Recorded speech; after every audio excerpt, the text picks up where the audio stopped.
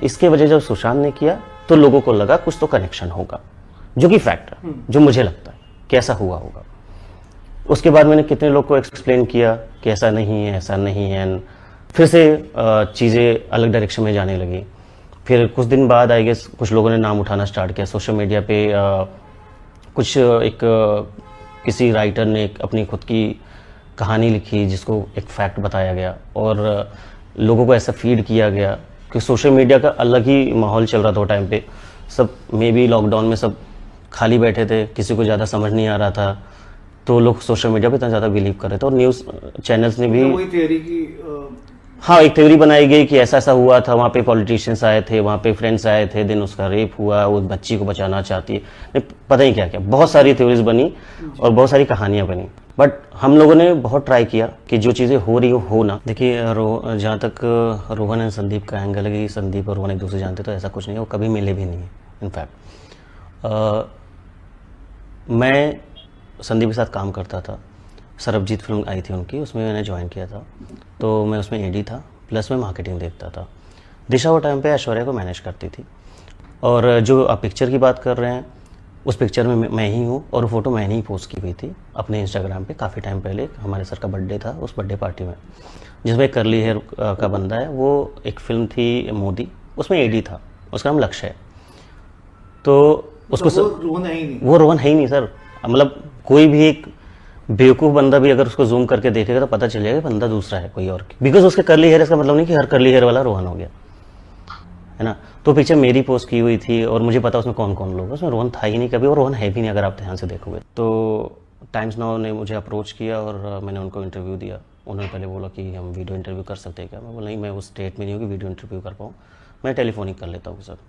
उन्होंने जो जो पूछा, जो भी उस टाइम पे थ्योरी चल रही थी अबाउट द पोस्टमार्टम हुआ या पार्टी हुई या जैसे जैसे जो भी चल रहा था शुरू से वो टाइम पे जो भी चल रहा था, जो भी केस में जो भी नए नए एंगल्स आ रहे थे, जो सोशल मीडिया पे लोगों को लीड्स मिल रही थी कि ऐसा हुआ, कोई पॉलिटिशियन बोल दे रहा था, कोई स्ट्रगलिंग एक्टर आके बोल रहा था। तो जब मेरा जब इंटरव्यू हुआ तो उसमें जो भी क्वेश्चन थे वो सारे क्वेश्चन मुझसे पूछे गए और सबका हर सवाल का जवाब था मेरे पास। किस तरह के क्वेश्चंस थे मतलब कि उस दिन पार्टी में कौन कौन था वो बताया मैंने। वॉज शी फाउंड नेकेड, मैं कहा नहीं ऐसा कुछ नहीं, मैं अपने हाथ से लाया हूँ, मैंने कपड़े पुलिस को दिए हैं, तो ऐसा कोई सवाल ही नहीं है। और पुलिस ने उसको हॉस्पिटल में गई है ना, तो हॉस्पिटल में जिस उसमें गई उसकी फ़ोटोज़ ली गई हैं। तो मैं सारी चीज़ें उनको क्लियर की और उन्होंने बोला कि हाँ इंटरव्यू चलाया जाएगा। मैंने कुछ 3-4 दिन तक फॉलोअप किया और इंटरव्यू नहीं चला। तो फिर उन्होंने बोला कि तो आपने पूछा कि क्यों नहीं चलाया आपने? मैंने पूछा उनसे क्यों नहीं चला। उन्होंने बोला कि मैंने तो दे दिया, अब आगे पता नहीं कब तक होगा, वो देखा जाएगा, सैटरडे चलेगा, फ्राइडे चलेगा, एक स्लॉट होता है उसमें चलेगा, टाइमिंग के हिसाब से चलेगा। उनका ठीक है, जब भी है चला दो बस। ये तो क्योंकि आपकी तरफ से किसी ने बात एक सेकंड रोकिए जरा सा, एक्सक्लूसिव चीज़ थी सर और रोकिए उसके लिए इनका लोग ऑडियो, परेशान थे।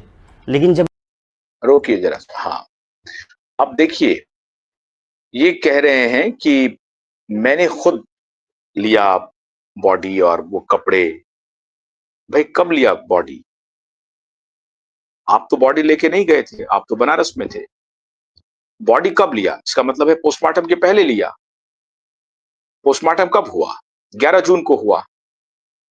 11 जून 8 जून की रात से, मतलब 9 जून से लेकर के 11 जून तक बॉडी के कपड़े को पुलिस किसको देगी? और अभी देने की स्थिति में है क्या? जो कपड़े पहने हुए उसी कपड़े में रखा रहेगा। अगर उसे मॉर्चरी में भी लेके जा रहा है या उसको फ्रिज भी किया जा रहा है तो उस कपड़े हटाने की क्या आवश्यकता है? इसका मतलब है कि पोस्टमार्टम के पहले इनको कपड़े दिए गए। फिर ये कह रहे हैं कि फोटोग्राफ्स हैं उसके, तो उस वक्त के फोटोग्राफ्स तो जब बॉडी दिया गया है फादर को और जब क्रिमेशन के लिए ले जाया जा रहा है, उसके फोटोग्राफ तो हमारे पास है। वो फोटोग्राफ तो हमने दिखाए हैं। उस फोटोग्राफ से तो कहीं ये साबित नहीं होता है कि दिशा ने छलांग लगाई। पोस्टमार्टम रिपोर्ट तो कह रहा है कि छलांग लगाई। आप कह रहे हो कि छलांग लगाई। इसी इंटरव्यू में ये आगे कहता है कि आपको डॉक्टर पर भरोसा नहीं है, आपको पुलिस पर भरोसा नहीं, ये डॉक्टर को डिफेंड कर रहा है। उसी कूपर हॉस्पिटल का या दूसरे हॉस्पिटल का जहां कहीं भी इसका हुआ है, ये डॉक्टर को डिफेंड कर रहा है, पुलिस को डिफेंड कर रहा है, मरवानी पुलिस स्टेशन को डिफेंड कर रहा है।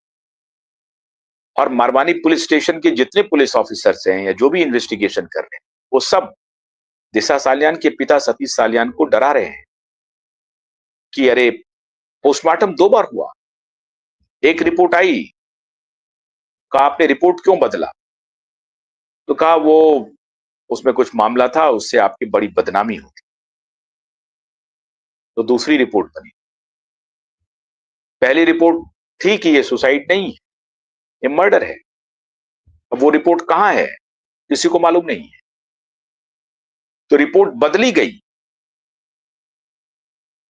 पोस्टमार्टम की रिपोर्ट बदली गई, और पोस्टमार्टम की रिपोर्ट में ये सारे सुसाइड के एंगल्स उसमें डाले गए।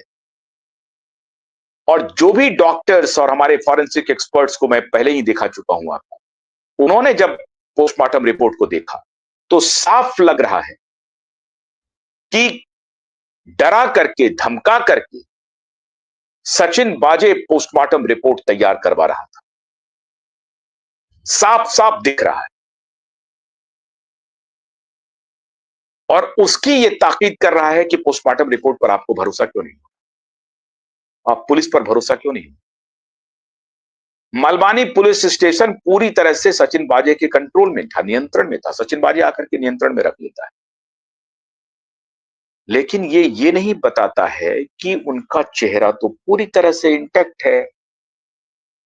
कमर के ऊपर तक पूरी बॉडी को दिशा के पिता ने खुद अपनी आंखों से देखा, उनकी मां ने खुद अपनी आंखों से देखा।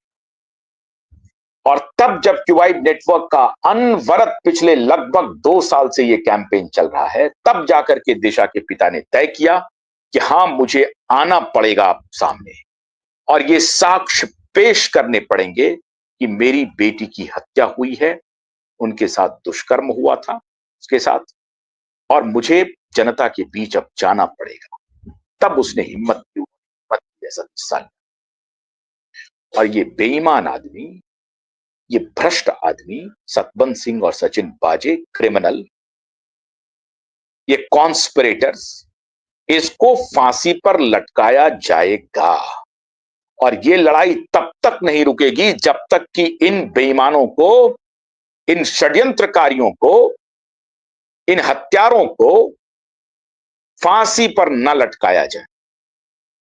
किस प्रकार से ये षड्यंत्र कर रहा है, ये झूठे साक्ष्य पेश कर रहा है, इंटरव्यू दे रहा है, अखबार वालों को धमका रहा है, जो सही बात उठा रहा है उसको धमका रहा है कि सही बात सामने कैसे आ गई, इन बातों पर पर्दा डाल दो, छुपा लो।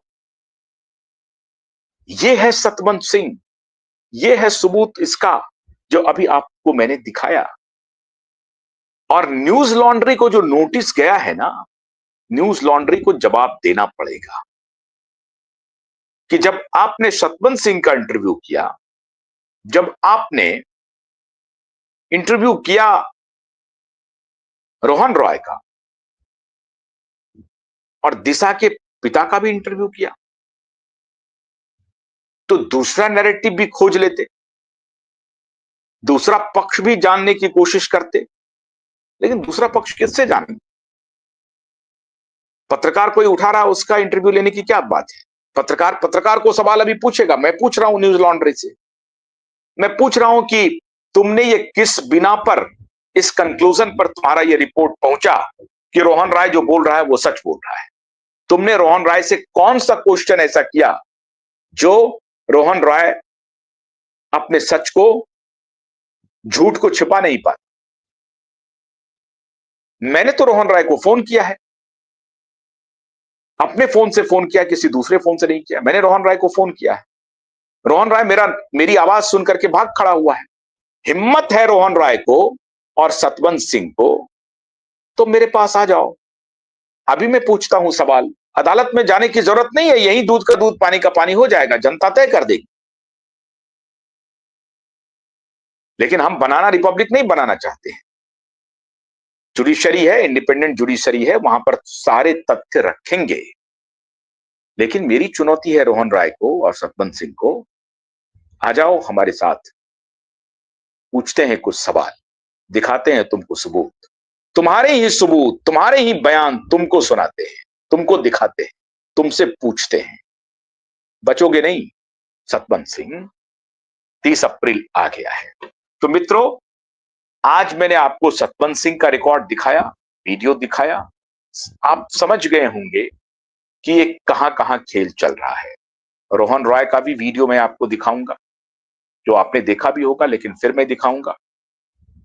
और उसके बाद सबूत जो हमारे सामने है, जिसे देखते ही 2 मिनट में case solve, 2 minute, with in 2 minutes अगर ढंग का जज आ गए और सुन लिया उन्होंने, तो 2 मिनट में केस सॉल्व हो जाएगा दिशा का।